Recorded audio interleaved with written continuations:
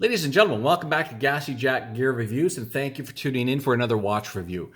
Today we have a Grand Seiko. You have not seen this in any of my videos before. You've never seen a Grand Seiko in my collection.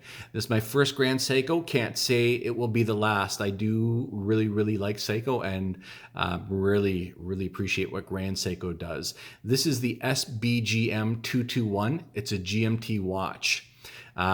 This dial. This style is what really drew me to this watch. It is absolutely stunning. There's no camera that could do this thing justice. You have to see this in person. I've seen a couple of reviews. I think one's by the channel's You're Terrific. It's a really good review, and I think it does the best job probably at showing what this looks like in person. You see his lighting, I'll be honest, his lighting shows it a little on the dark side, but when I look off camera, it's pretty accurate for inside. But he definitely has darker lighting on it for that video, and probably has much better cameras and stuff like that. I'm using a cell phone, so go figure, right? But this watch, it was the dial that drew me to it, and it reminded me of a different watch, sort of, in that the color and the sort of the texture of the dial. And that watch, I probably will never be able to afford, even if I was to win a big lottery. And even then, I'm not sure I could justify it. I think it's a watch for sort of people that have $100 million or something like that. I think it's the 5320G. And that Patek Philippe, and I think used. I think it's around $85,000 used, but it's a phenomenal cream dial, and is a porcelain dial, I think, something like that. This, I believe, is an enamel dial, but it has a sort of a similar effect. It doesn't look painted whatsoever. It looks hard. It looks glossy. I say glossy, but it doesn't. The dial itself doesn't shine. It just changes color a bit from light, like you see in this video, and that's typically when it's inside in brighter lights, and then you bring it outside and it just pops. It's like butter. It really is like the butter watch. And look at the style. There's really nothing that I would want to change. I think almost every watch that I see, I look at them, there's always something I could nitpick about and say, yeah, I'd probably change that. I probably might change this. I'm on a hot. There's nothing on this dial that I would change. I think it's a perfect dial. And I really don't have any dress watches. I've been starting to put more of my watches on leather straps. And I used to really be strictly a metal bracelet kind of guy, but I've really been appreciating the comfort of a leather strap, the lightweight and things like that. But I didn't have a dress watch. And this is a daily wear for me. I'm not a fancy guy, but would definitely be on my watch every time I'm in a suit or a dressy occasion at all. This watch is $4,600 US. I'm in Canada. It sells for around $5,900 plus tax in Canada. I got a really good deal on this watch. In fact, I was offered $700 more than I paid for it a couple days later from someone on a Facebook group. And then I said, nope, not a chance. I'd actually gone into this dealership. They're not in a huge town. The town, I don't know, it's probably around, I'm going to guess, I don't know, maybe 70, 80,000 people, maybe less than that. And they have a flagship store in there. The family actually owns, I think, maybe 4 dealerships. Some in Toronto, some here. But their flagship store is now in that smaller town. And I asked the guy as he was ringing me up, I said, well, how are these Grand Seikos? Like Grand Seiko in general, because they just got them, I think, in the last, not even a year. And he said, you know what, we're actually the poorest performing dealership in Ontario right now. And I was kind of surprised he even told me that. And I thought, you know what, why is that? This dealership is incredible. And they have a lot of high-end brands there. In fact, all high-end brands. Or I shouldn't say that. They have a couple mid-tier brands. But in the flagship store, they tend to have the higher-end brands. But they're in a smaller town. Not town, they're a smaller city. So, Toronto's about an hour away from the city. So Toronto has a lot more people with money, just by volume, than a smaller town would. A larger city always has more, rich people than smaller towns, based on their population. So I think that Toronto sales are probably really good, but cities outside of the major cities authorized dealers outside of the major cities probably aren't doing nearly as well with Grand Seiko, because unless you're a watch person in North America, like I'm going to say a watch person outside of maybe Japan, where these are made, people look at Grand Seiko and they just see Seiko. The average person is, if you handed this to an average person who's not a watch person and they see Grand Seiko, all they're going to think is Seiko.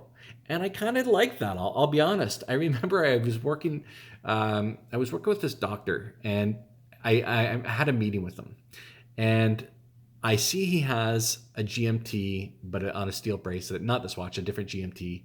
I forget. I don't know the nomenclature. It's the one with the dark dial. Almost has like a Rolex Explorer 2 look to it. But anyway, he had it on his wrist, and he's a very humble guy, but you can tell he's into watches. And as a watch person, I knew instantly this guy likes watches, but he doesn't want people to know what he's got on his wrist.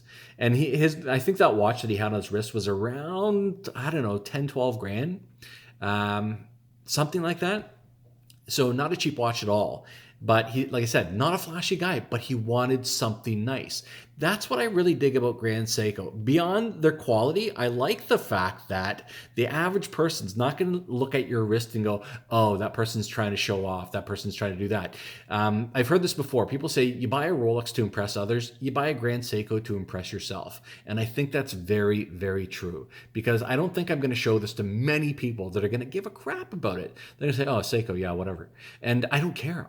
I don't want them to know, to be honest. I think it's one of those things that a true watch collector, someone who really appreciates watches for what they are, and what they accomplished, what the company has accomplished. I think that's the type of person who likes Grand Seiko. I have a buddy, one of my best friends, has way, way more money than I do. And I don't have a ton of money, but I don't have children either. So I have a lot more disposable income than someone else my age who has children usually. But this guy makes lots of money, and he could not bring himself to buy anything that an average person that sees on his watch, on his wrist, doesn't know. He just won't have it. He has a Rolex. He has a Breitling. He's getting a Panerai. And hey, I love those watches. I have some of those watches. But I don't have them so that I can show them off to people and say, oh, look at me, I'm wearing this. Look at me, I'm wearing that. I go out of my way sometimes to not wear a flashy watch, or one of my flashier watches. I go out of my way in many circumstances to not wear those type of watches, because I don't want to be looked at as that guy. But I really, really appreciate those watches. So I kind of wear them for me. And this one, I kind of find I could wear it everywhere because no one's going to know. And when they do know, it's a watch person. So you're just going to geek out anyway. And that's always fun. I remember I was at a motorcycle show, and someone said, oh, hey, nice watch. And I was like, oh, thanks, man. He put up his wrist. He had a kind of a similar watch from the same manufacturer. So this is kind of the watch lover's watch. So the movement is a 9S66A movement, 35 jewels, adjusted to 6 positions. Not 5, like you would usually see in an expensive watch. 6 positions. Those positions are flat, right? On its face, on the one side, on the other side, up and down. Most expensive watches are adjusted to 5 positions. And I don't know for sure, but I'm going to guess that the position that they don't bother adjusting to would be the position that you would be most unlikely to have your arm in. So I think that would be up in the air like that. So I think this position is probably the least adjusted position. I could be wrong. It just makes sense to me. I'm going to put this on wrist. You may have already noticed, if you know this watch, that it doesn't have the original strap on. The original strap is an alligator strap. This strap is a leather strap, and I got it from Watch Gecko. I get a lot of watch straps from WatchGecko, or I have over the years, and I really like them. They have decent prices for the quality that you get. What I don't like is their shipping costs. They're ridiculous. They're obviously profiting insanely from their shipping costs, because it's not like they're sending them 2 days overseas or something like that. They're in the UK. I don't know if they're in Ireland or England. I forget. But they're charging like, I don't know, it's like $35 or something like that, 25, 35 pounds. And I'm like, what are you, insane? Like it's half the cost of the strap, actually more than half the cost of the strap. It's ridiculous. So they really have to either just, put your prices up a bit and then lower your shipping costs. I don't know, but because if you're buying one strap, it's still the same. It's like $35. So yeah, I get it. It encourages you to buy multiple straps, but I find it's kind of, yeah, I don't want to use the word sleazy, but you're gouging. It's gouging. It's not sleazy, it's gouging. But love the strap. This is the dark brown. I think it's called the Vintage Highly or something like that. It's one of their best sellers.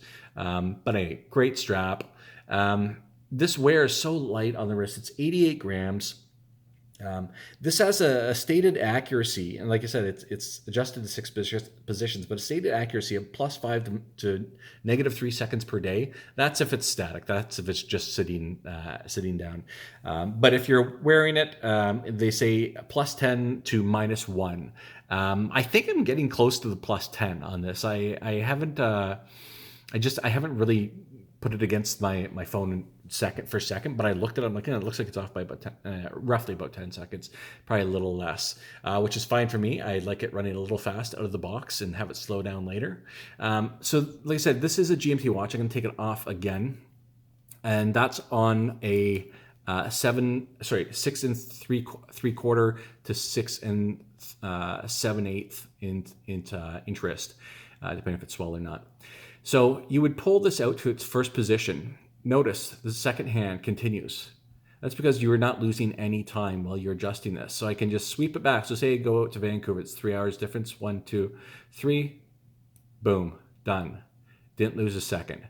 I come back, 1, 2, 3, done. Now to change the date, you have to continually move that hour hand around. So you got to go around 24 hours. 24 hours, 24 hours until that flips over. That's the only downside to this movement that I can see. 30 meters water resistance. Anyone knows 30 meters is not 30 meters. It's splash proof, washing the dishes, getting caught out in a little rain. I don't know why anyone would build a watch with 30 meters water resistance, but most dress watches that I see have 30 meters, not even 50, not 100.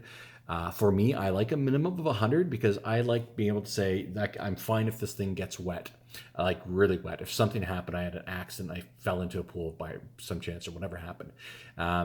But it's a dress watch, so they can kind of get away with that. Really, the only thing that I would change with this watch is that 13.7 inches high, 39.5 across. This dial, absolutely phenomenal. The indices, hand polished. It's fully polished, but it's Zerazzo polishing. If you don't know what that is, look it up. Zerazzo polishing. Originally Swiss, kind of mastered by the Japanese, and really only done by the Japanese right now. But the hands are like little razor blades. Let's see that. If we can get them against the lights. Look at that. Little razor blades. Just a phenomenal little watch. Like I said, I'm going to probably say that this may be in a mid-range watch. I would say this is probably your best value. This punches with a $10,000 to $12,000 watch, in my opinion, all day long. It exceeds, in my opinion, the quality of many watches in that same category. I don't think that there's anything else in this price range that can touch it.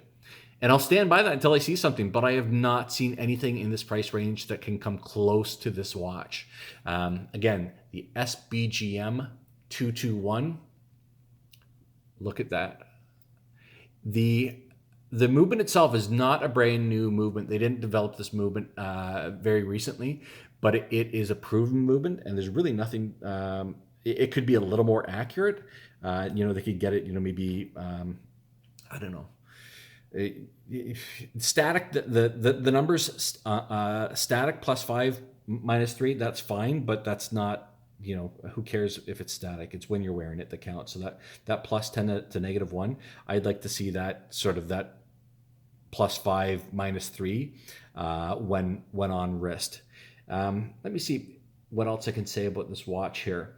Well, the GMT hand is thermally blued, and you should expect that from a watch of this price range. But let's see that.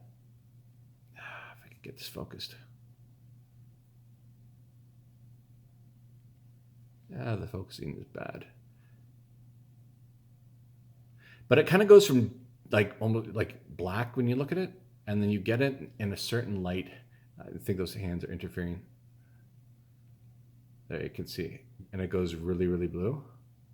It's absolutely stunning outside. But there's not a lot more I can say about this watch. I'm going to do a state of the watch collection soon enough, and you'll see it next to a lot of other watches, so you can compare them, which is always cool. But for now, it's been a Gassy Jack gear review. Thanks for tuning in, and please subscribe if you like what you see. Bye-bye.